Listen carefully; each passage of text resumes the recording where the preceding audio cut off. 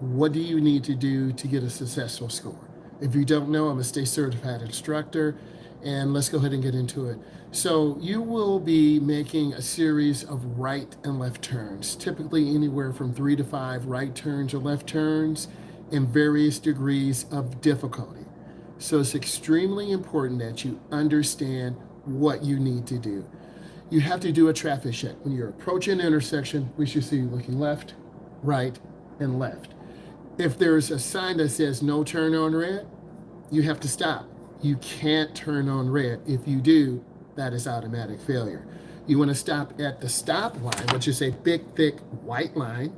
After you stop, then you inch forward, preferably not blocking the pedestrian crosswalk. This is where people walk across. So after you make your stop, you inch forward. It's called showing the car. After you show the car, you look. You check for pedestrians. Then, if clear, you'll turn into the nearest lane. You have to check oncoming traffic making left turns. Oncoming traffic making left turns should turn by the nearest lane. That's typically by the double yellow, but we know there are double left turns, triple left turns. We're not just talking Michigan, Ohio, Indiana. It varies. So you need to make sure you're turning in the correct lane. Keep your turn as short as possible. So after you made your turn, you're accelerating up to speed. Then you're at about 35 or 45. You have to use your blinker. This lets people know what you're doing. It gives indication to other drivers as well as pedestrians. You want to make sure you're in the appropriate lane. If you're drifting out of a lane, drifting to the right by the curb, that could be a potential minus. If you hit the curb in some cases, that could terminate the test. Let's talk about left turns. They are the most dangerous because you're turning against oncoming traffic. That being said, you want to make sure that you're smooth. You want to check, is it a blinking yellow light? Is it a solid red arrow? Is it a green light? You need to identify, is it a protected left turn where you have an arrow telling you to go and you don't have to worry of oncoming traffic? So you need to identify, what type of turn am I making? After you make that turn, you want to turn into the nearest lane, typically by the double yellow, accelerate through your turn. I am a driving instructor. I'm looking for my students to accelerate through that turn, get up to speed smoothly. Your DMV tester, road tester, they're looking for the same thing, accelerate. The car shouldn't surge or jump if you have a manual. So you want to take your time. After you make your left turn, we want to see you do your shoulder checks. They may tell you, I need you to get over to the right lane. You should be able to check your inside mirror, use your appropriate turn signal. Remember, up is right, down is left. I've seen students forget this. You might forget it on your test. You're going to be very nervous, so you want to relax and take your time. So you turn on your blinker, inside mirror, turn signal, blind spot, you look over your shoulder, it's clear, you get into the appropriate lane, maintaining speed. Let's talk about turning. You have to check your traffic. Pedestrians walking, cars turning. Next, yield. You want to yield to cars already in the intersection. You want to yield to pedestrians walking. One of my students said yesterday, what is yield? You want to slow down almost to a stop. Slow the car down, and this allows cars to cross, people to walk. You want to show vehicle control. And if you show vehicle control, your road tester will be more confident and more leaning on you. You're hitting those standards. In my location, it's 25 errors or less. So you want to stay away from making huge mistakes where you're turning into the wrong lane. You're not using your blinker. You're not having the best speed control, because those things will cause you to lose points. Also, you want to make sure your hands are on the wheel. I drove a student who had one hand, and he was one of my best drivers ever. He took his time, he positioned the wheel properly, and then he turned really smoothly with his left turn, with his left hand. So I was impressed, but I was a little bit nervous because I had never did lessons for a student who had one hand or one arm. But he managed very well, and he drove better than other students who had two hands and two arms. So also, You want to have control steering. There might be a construction zone. There might be an obstruction in the road. You do not want to jerk the wheel. If you jerk the wheel, you're going to upset the balance of the car. Your road tester or driving instructor, me, we want to see you have great vehicle control. We want to see you have patience with the vehicle. If this is giving you value, give it a thumbs up. Next, I want to see you be able to control the car, going in slow to your turn, looking. A lot of beginning drivers or drivers who are 18 and up or 20 or 25, they look down.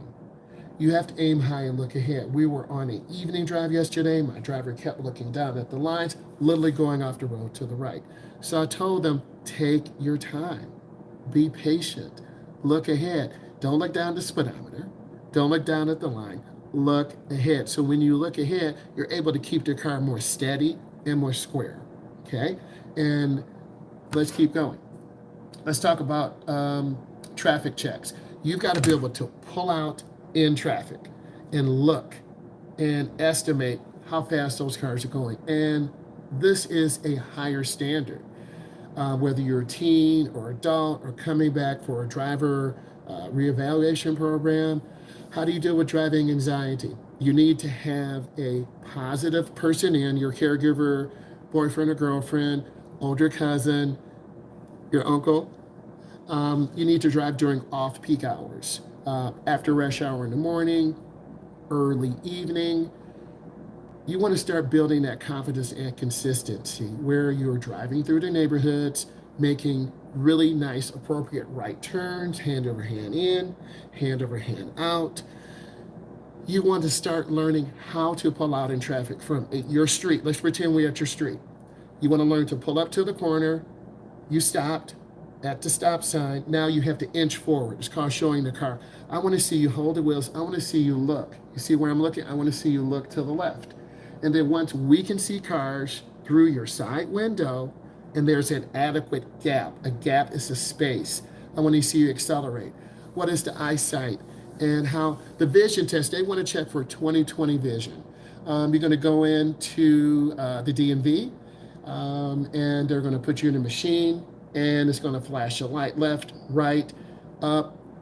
You may have to do a reading chart. It depends. It varies from state to state, but you're going to have a similar eye test just like that. If you wear a great question, give yourself a thumbs up. With glasses, this is correct. If you wear corrective lenses, you have to have your glasses on. That is correct. Great question. And that's stressful in itself because you've worked hard, you've done your lessons. It's hand over hand turning a technique. So in the state of Florida, I'm not from Florida, but what I see and what you need to learn, hand over hand steering is very important because it gives you great speed control. If you go into the turn too fast, it's okay that you're nervous. I'm going to help you. I'm definitely going to help you. So you want to have great speed control. You want to reduce your speed. Come in smooth to your turns. And your instructor wants to see you go in smoothly. Usually beginners go in too fast to their turns. And if you go in too fast, you're going to lose control. So we don't want you to lose control. We want you to go in slow and smooth, right? And then accelerate out. For the eye test, you got to have corrective lenses. You can go to a simple store, Walmart, any other store. Eye exam maybe costs $35, $40. Get those glasses, and it may take a few days for your eyes to adjust. If you need glasses, you have to have them. Don't go to your DMV test or road test if you don't have your corrective lenses. That will impact your score. And then it's stress. Look, you got stress getting the eyeglasses. You got stress taking the eye test. You have stress taking your road test. But I can walk you through that. Then, practice with those. Make sure your prescription is, oh, you're welcome. Thank you. That means a lot. Keep looking at them. I'm going to have some more content coming, more in-car stuff, more road test prep, and we're going to be stepping up to a podcast. Okay, so you got to wear them. A lot of times I drive students, they want to look cute and nice, and they forget to wear their glasses. So I'm saying, do you wear glasses? Are you nearsighted? If you're nearsighted, you can't see things far. If you're farsighted, you can't see things near. You have to have good speed control. You have to be able to develop speed control. So I would practice in the morning when there's not a lot of traffic, early afternoon. Anytime after 3:30 or 4 o'clock, you're going to have a lot of traffic if you live in a huge metropolitan area. So you want to take your time. Driving on the weekend is also really nice because things are more relaxed. Saturday morning, Sunday morning, Saturday afternoon, Sunday afternoon. Anytime there's afternoon traffic, that's a great way for you to really work on those turns, really work on those lane changes. Also on your test, we want to see you make lane changes. When I tell you make a lane change to the left, you turn on your left turn signal, which is down. And then I want you to do your best work and be successful. So I want to say thank you for the support, and please look at my content, and I'll be going live as much as I can. Bye, guys.